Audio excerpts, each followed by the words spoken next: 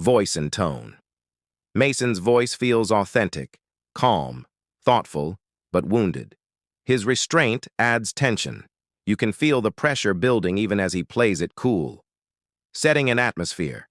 The details of the party, clinking glasses, jazz, polished hardwood, whispers, and smirks, are cinematic. You paint the room vividly. Characterization. Camille's ambition and cruelty come through without caricature.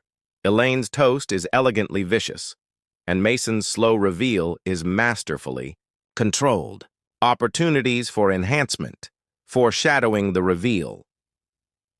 You hint beautifully at Mason's connection to the tech company. A subtle line earlier, maybe Camille brushing off his work as freelance nonsense, could make the twist hit even harder. Amplify Mason's emotional shift. The moment he sets his glass down is pivotal. You could slow it down slightly, add a visceral sensation or memory that anchors his decision to finally shift his role in the narrative. Add more to the flashback. That bit about the loft where Pulse Logic was born? Incredible. You could expand this into a mini-scene, show a snippet of those nights, their dynamic, a joke or fight. It deepens the weight of what Mason built. Revisit the theme of control. Control, patience, and a truth is such a good line. You could thread the concept of control through earlier parts, like how Mason observes without reacting, or how he times his replies. Optional additions. A callback. Ending. Maybe end with Mason getting another text. From Jake, or even from Camille after she finds out. Something subtle but chilling. A symbol. Something like the wine glass or that dust speck on his jacket, used as a motif that appears at key moments. When she thought I had nothing to offer, it wasn't that I lied. I just never corrected her assumptions. By the time we met, I was already deep into building the company.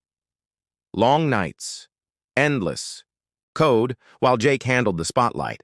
When she'd ask about my day, I kept it vague. Just some projects, or helping Jake out.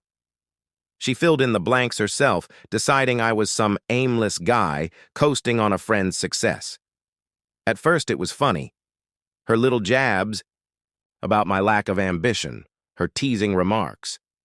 But over time, those jabs cut deeper, especially after she started climbing her own ladder. She'd come home lit up from work, flush with a promotion, and say things like, "Maybe you should try harder, like Jake does?" I'd nod, let it slide, and go back to debugging code that powered a $120 million empire. Why didn't I tell her? Honestly, it's hard to say. Part of me was curious. Curious if she'd love me for who I was, not what I'd built. Another part of me, pride. I didn't want her respect just because of a title or a bank account. And maybe, just maybe, I was testing her, seeing how far she'd go with her assumptions. She never asked the right questions, never pushed for details. Instead, she built a version of me in her head, less driven, less capable, less everything. And I let her. Because the truth, that was mine to share when I was ready. That morning, as she got ready for her first day at her new job, I sat at my desk sipping coffee, reading emails from the dev team and investor queries Jake forwarded. He was the face of the company. I was the foundation. That was our deal from the start. He did the handshakes, I wrote the code. It worked. No ego, no power struggles, just two guys trusting each other to do what they did best. I heard her humming in the bedroom, heels clicking on the hardwood. She grabbed her bag and barely glanced at me. "Don't wait up," she said. "Good luck," I replied, light and easy. "You'll kill it." She paused like she didn't expect that, then a quick nod and the door shut behind her. She had no idea she was walking into a company I built from the ground up, and it wasn't about tricking her. It was about letting her walk her own path. Even if that path led her right to the truth, I'd kept quiet. Later that day, Jake called. "You sure about keeping this quiet?" She's gonna flip when she finds out. Let her find out when it's time, I said, tapping my pen. She's got her shot now. Let's see what she does with it. He laughed, easy and knowing. Man, you're colder than I am. I'd have made a PowerPoint. We both chuckled, but we both understood why I was doing this. It wasn't revenge. It wasn't pride. It was clarity. To see Camille without the filters, to see who she really was. The next few weeks passed. Then Jake called again. Her resume just hit HR, finance analyst. Want me to block it? The thought flickered, tempting. But that wasn't the point. Let her rise or fall on her own, I said. Jake just laughed. You're a weird one, Mace. She landed the job, entry level, $95K. No one in HR knew she was my wife. I made sure of it. That day, I was at headquarters, tucked away in my private office at the top floor. Only Jake and a few execs knew that office was mine. She thought she was entering Jake's world, a place where he was the genius and I was just a hanger-on. She had no idea this world had my fingerprints on every server, every algorithm, every piece of infrastructure under its sleek glass and steel skin. Later, I walked through the building, something I didn't do often. Most employees saw me as a consultant, Jake's quiet friend. That was how I liked it. I saw her at reception, accepting her badge, blazer sharp, hair pulled back, glowing with confidence. I stayed back, watching from the crowd. She didn't see me, too caught up in the moment. She earned this. The hiring team didn't know who she was to me. She passed on her own merit. And I felt proud. But there was something else. A quiet ache. She was stepping into a world I had built, and she had no idea. Part of me wanted to walk over, to tell her everything, to see the look on her face. But I didn't. Timing matters. And this wasn't it. Back upstairs, Jake sent me a photo from her onboarding session. Camille seated at a table, smiling wide, ready to take on the world. She didn't know yet, but she would. And when she did, it wouldn't just be about a job title or a paycheck. It would be about the truth, about who we both were when the masks came off. The new team at Pulse Logic welcomed her quickly. There was a logo on the wall behind her in the photo she texted. Me at 1634, her face lit up all possibility. It reminded me of the early days when we used to talk about building something together. Not a company, a life. Back then, it was late nights, cheap takeout, and big dreams. Before she started measuring me against someone else's version of success. Before she stopped seeing what I was building, now here she was, working inside my empire, not knowing it was mine. That irony hit hard. Every paycheck she'd receive, every project she touched, every door she walked through, all of it existed because of the groundwork I'd laid. Not in a flashy way, but in the quiet, tireless kind of way that leaves fingerprints no one sees. I built the core software, designed the systems. Jake had the voice, sure, but I was the engine. And Camille? She was just another employee now, one of hundreds with no idea who was behind the curtain. That night she came home buzzing, kicked off her heels and dropped her bag on the couch. It's incredible, she said, pouring herself a glass of water. The office, the people, the vibe, it's like I'm finally where I'm supposed to be. She didn't ask about my day, didn't notice the bags under my eyes from a night spent patching a back-end issue. She just kept going, her new desk, her brilliant boss, how you could feel the innovation in the air. I could have told her I picked that desk model, that the innovation came from me. Instead, I just said, sounds like you're happy. She paused for half a second, looked at me like she was searching for something, then nodded. Yeah, I am. And just like that, she was gone again, already chasing tomorrow. She thought she was walking into Jake's world, thought he was the one who made the place hum. But she was wrong. It was mine, ours maybe, once. But now, just mine. In ways she couldn't yet understand. And someday, she'd see it. Not because I'd shout, but because truth has a way of rising. Until then, I'd stay the course. Let her believe what she wanted. I went back to my home office, the steady hum of my laptop grounding me as I sifted through emails. Outside, dusk was settling, city lights blinking on like distant stars. That day, I'd spent hours tweaking a new algorithm, a piece of the puzzle no one else could see. Most people thought Jake was the genius, the golden boy with the vision. And sure, he had vision, but every breakthrough, every edge we had, came from my hands. Camille was out there building her own narrative, probably already telling her team how inspiring Jake was. I could see it, coffee in hand, hair tossed back, saying something like, "You can just tell he's the brain behind it all." It didn't sting. Not really. I'd chosen the background, chosen to let Jake take the bows.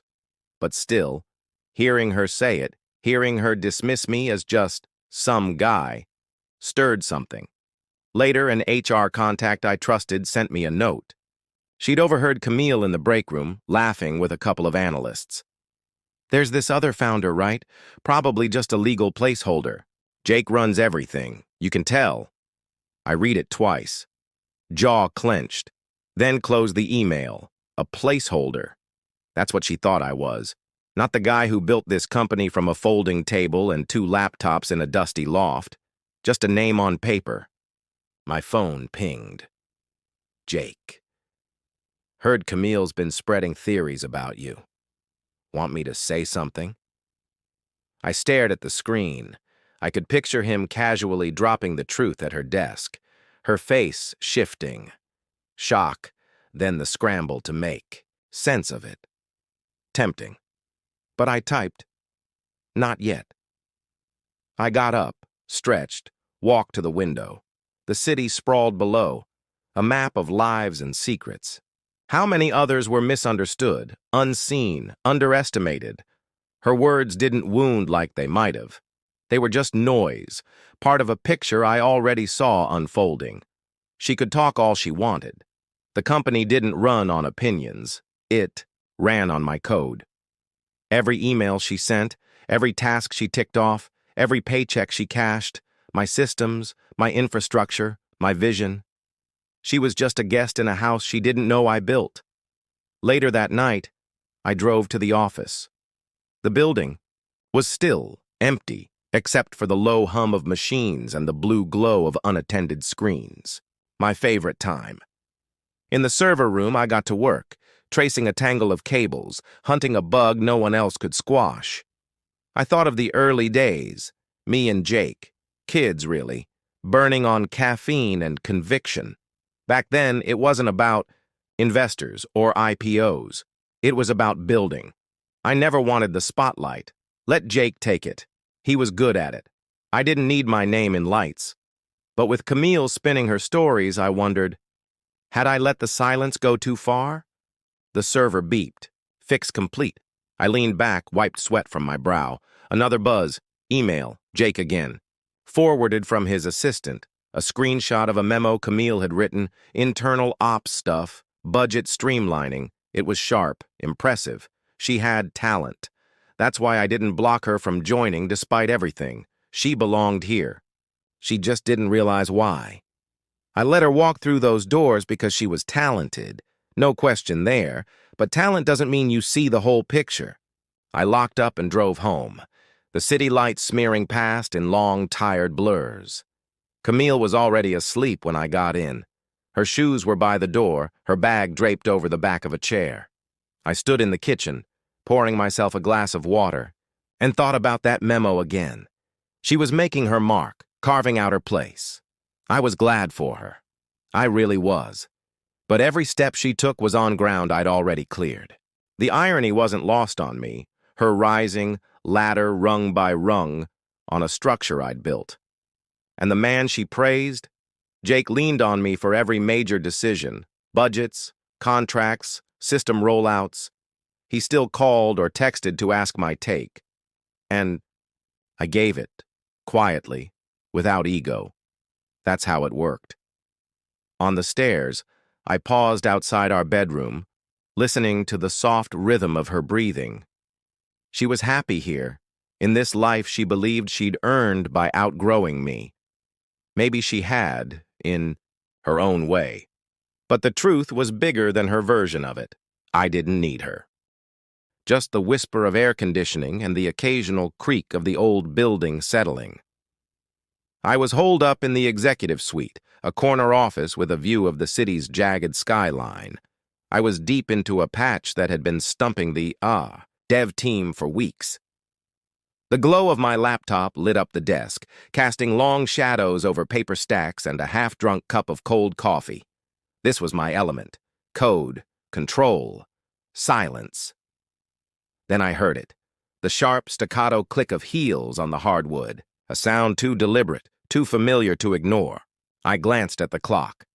9 p.m. Too late for the cleaning crew. The footsteps stopped outside the door. Before I could shut my laptop, Camille walked in.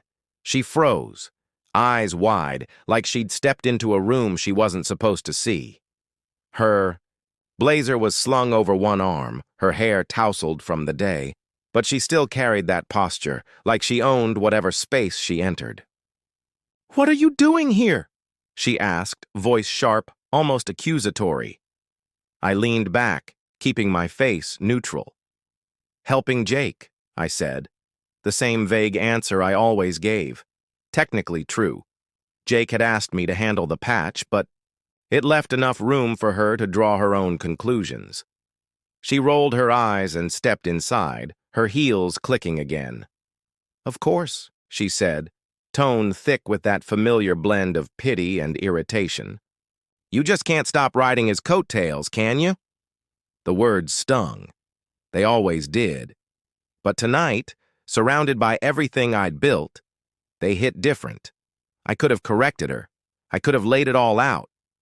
How this company, this office, this moment, none of it would exist without me, but I didn't. I held her gaze, calm, steady, gave her nothing to grip. She shifted, thrown off by my silence. "It's late, Mason," she said, softer now, like she was trying to puzzle out why I wasn't flinching. "Why are you even in here? This is the executive suite." Before I could answer, Jake walked in. His tie was loose, tablet under one arm. He paused when he saw us. "Hey," he said, nodding at Camille before turning to me. "Ready to sign off, Mace?"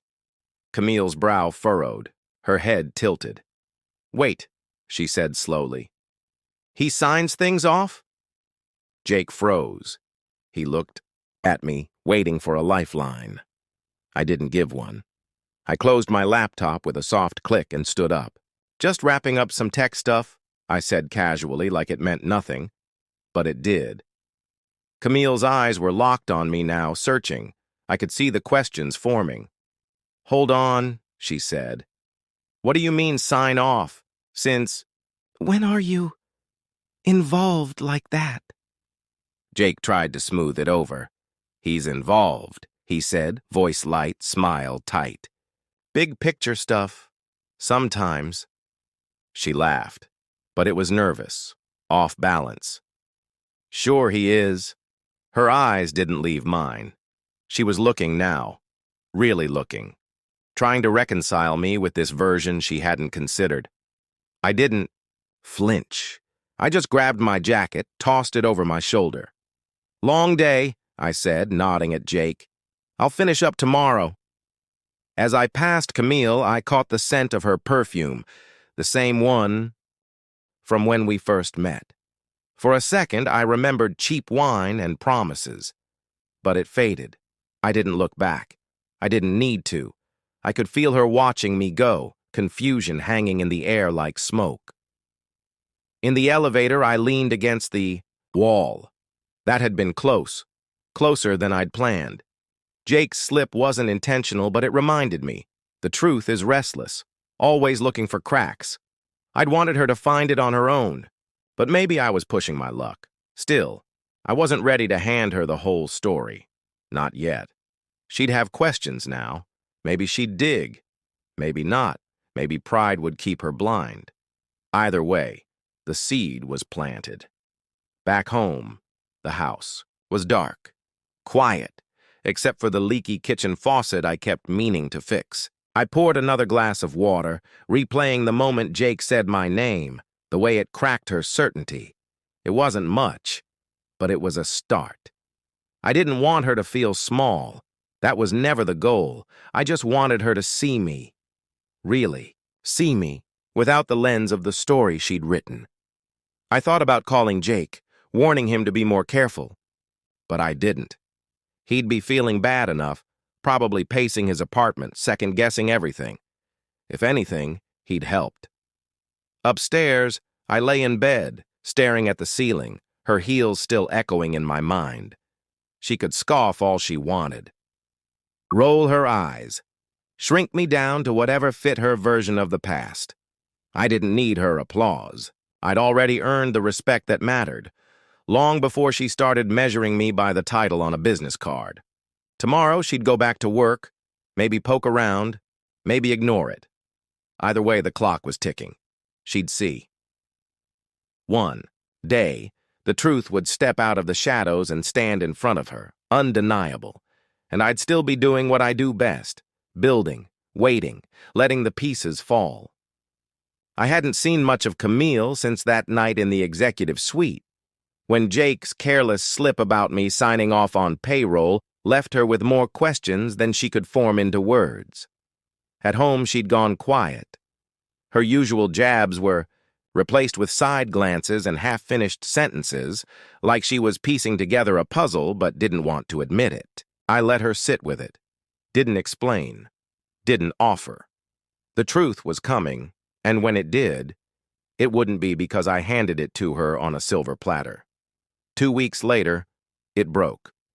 I was in my office at Pulse Logic, tucked into the far corner of the top floor where no one bothered me. Jake texted first, "Payroll glitch today. HR scrambling. Camille's asking questions." I leaned back, the leather creaking beneath me. Payroll glitches were rare. My systems were airtight. But when something did slip, it left fingerprints. I knew where this was headed. An hour later, another ping. "She saw your name on her stub. Freaked. You want me to handle it?" "No, let it play out," I wrote back. I pictured her at her desk, overpriced latte in hand, opening her paycheck like she always did, scanning every line. Most people glanced. Camille dissected. And there, at the bottom, printed in crisp black ink, authorized by Mason Quinn. At first, she probably laughed. That short, dismissive bark she used when something didn't fit her worldview. But Camille didn't let things slide. She dug. By noon, I got the email. Subject, urgent payroll inquiry. Karen from HR, no nonsense, sharp, laid it out. Camille had stormed in, stub in hand, demanding answers. Asked if it was a mistake. Asked if there was another Mason Quinn. Karen showed her. The records, founding documents, corporate filings, ownership forms, all legit, all bearing my name, co-founder, chief technology officer, not a ghost, not a placeholder, the guy who built the engine beneath Pulse Logic's Shine. Karen's summary was short. Camille didn't faint, but she'd looked close. Just sat down, stunned, like the papers were written in another language. I read the message twice. My pulse was steady, but inside, something shifted. This was it. The reveal. I hadn't orchestrated it, but I couldn't have written it better. I stood and walked to the window. The city stretched out, a restless sprawl of glass and ambition. A world I helped build, not in the spotlight, but in the wiring behind it. I didn't feel triumphant. There was no thrill in it. Only a quiet, calm, like the sky after a storm. Camille knew now. Not everything, but enough. Enough to crack the shell she'd built around who she thought I was. Less driven, less capable, less worthy. She'd seen my name on the one thing she couldn't argue with, her paycheck. I wondered where she was. Still in HR, digging deeper, or at her desk, trying to reconcile the man she'd mocked with the one cutting her checks. I could have called. Her. Could have gone down there. But this wasn't about confronting her. It was about letting the truth do its work. Jake called later. "She's rattled," he said. "Barely looked at me in the hallway. You sure you don't want to talk to her?" "Nah," I said. "She's got enough to chew on." He gave a cautious laugh. "You're cold, Mace. If my wife found out like this..." "She'll be fine," I said. "She's tougher than she looks." And she was. Camille had fought her way up fair and square. This wouldn't break her, but it would force her to rethink. See me clearly, maybe for the first time. I hung up, turned, back to my screen. The server log in front of me made more sense than most people ever did. Code was clean, predictable, if only everything else were. That night, I got home before she did. The house was quiet. I poured a glass of water and waited. When I heard the key turn, my stomach tightened. I kept my face neutral. She stepped inside, heels muted, like she was carrying something heavy. She set her bag down, glanced at me with a nod that felt too formal. "Good day?" I asked, casually. She hesitated. Lips parted like she wanted to speak, then closed again. "Busy," she said, and disappeared upstairs. I watched her go. The moment passed. She didn't mention the paycheck, or the documents, or my name. I could have stopped her, could have made her talk. But I didn't. The truth was already in the room, raw, unavoidable. It would work its way through her without my help. I took a sip of water, cool in my hand, and headed to my office. There was still work to do.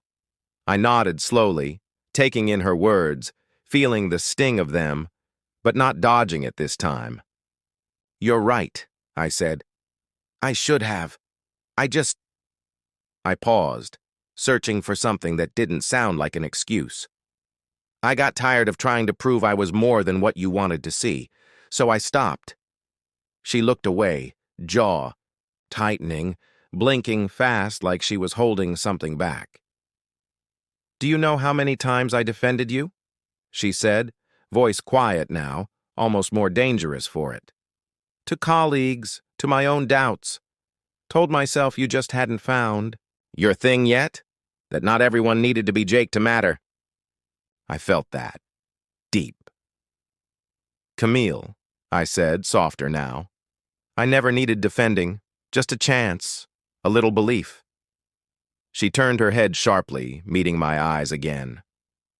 "And you couldn't give me the same?" The silence stretched between us. Heavy, not angry, not anymore, but full of all the things we hadn't said for years. I didn't move, didn't speak. There was no easy fix here, no clean resolution. Finally, she stepped back, arms folding again, not like she was closing off, but like she needed to hold herself together. "I need time," she said. I nodded. "Take it." She left the kitchen without another word, her footsteps soft on the stairs. I stood there for a while, staring at the sink, at the pan still wet and half scrubbed. The truth was out. The dust was settling. Now came the hardest part, waiting to see what would grow from what we'd uncovered, or if anything would at all. 4904. "You're hurt. Why didn't you..." I looked at her, really looked, and saw the woman I'd fallen in love with years ago. Fierce, stubborn, always pushing. But between us now stood a distance that felt wider than ever. "I didn't want to fight for your respect," I said. "I wanted you to give it. Not because I'm the CTO, because I'm your husband." She opened her mouth, then closed it. Her eyes glistened, but she didn't let the tears fall. Silence stretched, thick and heavy, before she turned away. "I didn't know how to see you." "Not like this," she whispered. She walked out, her footsteps soft against the hardwood. I didn't follow. Didn't need to. She'd wanted to make it my fault, for keeping secrets, for hiding in plain sight. But I'd told her the truth, clean and unvarnished. I wasn't here to punish her, and I wasn't going to beg. The house was quiet the next few days. Too quiet. We moved like strangers sharing a lease. I threw myself into work, debugging code, prepping for a rollout, anything to drown out the ache in my chest. Jake called once. "How's it going?" "She's processing," I said. He didn't push. At Pulse Logic, I heard she was keeping. Her head down, still doing her job, but without the usual flair. Part of me wondered if she'd quit now that she knew the truth, but she didn't. She showed up, filed her reports, kept going. That was something. I thought about that night often. The anger, the hurt, the way she tried to turn it all back on me. But it was never about her feeling embarrassed at the gala. It was about realizing she'd misjudged me, not just as a founder, but as a man. I didn't need her to grovel. Didn't want her to. I just wanted her to see what I'd seen all along, that we could have been equals, partners, if she'd only let me in instead of pushing me down. One morning, her coffee mug was on the counter, still warm, a Post-it stuck to the side. Just one word, "Sorry." I stared at it, my thumb brushing the paper's edge. It wasn't much, but it was a start. I didn't know where we'd go from there. Maybe nowhere. Maybe somewhere new. But I knew this. I didn't need her applause to feel whole. I'd built Pulse Logic from the ground up. Turned a dream into something real, something that paid her salary. That was enough. I folded the note into my pocket and went to work. She vented, she cried, she blamed, and I let her. But now the truth was out. And it wasn't my job to fix how it made her feel. That was hers to carry. For now, I had code to write, systems to maintain, a company to run, from the shadows. If she ever wanted to talk, really talk, I'd be there. Not as the guy she mocked, not just the founder, as me, steady, quiet, done waiting for her to catch up. The house stayed quiet that week, the kind of quiet that holds its breath. That Post-it clung to me like a breadcrumb, a piece of something broken starting to stitch itself back together. I didn't bring it up, didn't ask what it meant. Words like that need room to breathe. At Pulse Logic, the release neared. I buried myself in algorithms, bugs only I could trace. But even deep in code, I found myself thinking of her, of how things shifted after the gala, of her seeing my name on the paycheck and realizing the man she dismissed was the one holding her world together. I heard about her secondhand, from Jake, from others in the office. She still showed up, but the swagger was gone. No more break room boasts, no more riding Jake's coattails. She was quieter, focused, like she was trying to prove something. Karen from HR mentioned she'd started asking about our outreach programs, the tech workshops I'd set up years ago, the ones no one talked about, but I'd always quietly pushed. That stopped me cold. Was she trying to understand me now? Or just looking for something to hold on to after her version of me fell apart? I didn't know, didn't ask. Then, one afternoon, I did something unplanned. At my desk, the city humming. Beyond the window, I pulled out a leather notebook. The kind Camille used to use when we stayed up dreaming together over takeout. I wrote a note inside. "Camille, you're talented. You earned your place. This isn't revenge, it's just truth." Mason. No flourishes, no poetry, just the truth. I drove to the office and left the box at her desk. No ceremony, no explanation, just something real. And walked away. She didn't mention it. Not that day, not the next. Maybe she tossed it. Maybe pride got in the way, but I didn't dwell. I'd said what I needed to. Jake came by a few days later, grin wide. "She's asking about the charity stuff," he said. "How we pick schools, who funds it." I didn't look up. Sounds like something I'd care about. He laughed. "Come on, that's your thing. She's never touched it before." I shrugged. Maybe she's just curious. He didn't believe it. But he let it go. And I sat there, staring at my screen, wondering what her curiosity really meant. That night I came home late. The house was quiet except for a single kitchen light. Camille sat at the table, laptop open, papers spread. The leather notebook sat beside her, open, pages filled with her handwriting. My note wasn't visible, but it had been read. That much I knew. I poured a glass of water, quiet, careful not to break the moment. As I passed, I caught a glimpse of her screen, something about expanding the tech workshops. I didn't stop, didn't ask, just went upstairs. Later, I lay in bed staring at the ceiling. I didn't need thanks, didn't need her to say she'd read the note. All I'd ever needed was to build something that mattered, something real. And if she was picking up that thread, even just a little, then maybe that was enough. The brunch was at Elaine's favorite spot. Crisp linens, disappearing waiters, the usual polite chaos of her family. Camille sat across from me, quiet, fork barely touching her eggs. I didn't push. Let it breathe. Elaine leaned forward, pearls catching light. You must feel so lucky working at Pulse Logic. Jake Lawrence is such a visionary. I took a sip of coffee, smirking behind the rim. Jake's vision. That's what they all thought. That's what she had thought, until the truth cracked open. Then her aunt turned to me, voice loud enough to silence the room. So, Mason, still trying to make something of yourself, or just riding Jake's coattails? The usual jab. I opened my mouth to give the usual dodge, but Camille spoke first. He's already made something, she said. Calm, clear, firm. Everything, actually. The table fell still. Eyes shifted. Mouths paused mid-chew. I looked at her, and for the first time in a long time, there was no anger in her gaze, no edge, just truth. She didn't smile, didn't soften it, just met my eyes, held them, daring anyone to argue. No one did.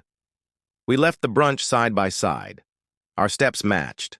The silence not awkward but shared. In the car, I waited for her to explain, to backtrack. She didn't. Just stared out the window, fingers tracing her purse. And I didn't push, not this time. That night, I found her curled up on the couch, writing in the notebook. I didn't ask what. Didn't need to. I grabbed a book and sat across from her. No words. No need. Just space. Shared. Peaceful. We were still broken. Still scarred. But something had shifted, and for now, that was enough. Whatever came next, I'd face it the way I always had. Steady, quiet, certain, letting the truth lead the way.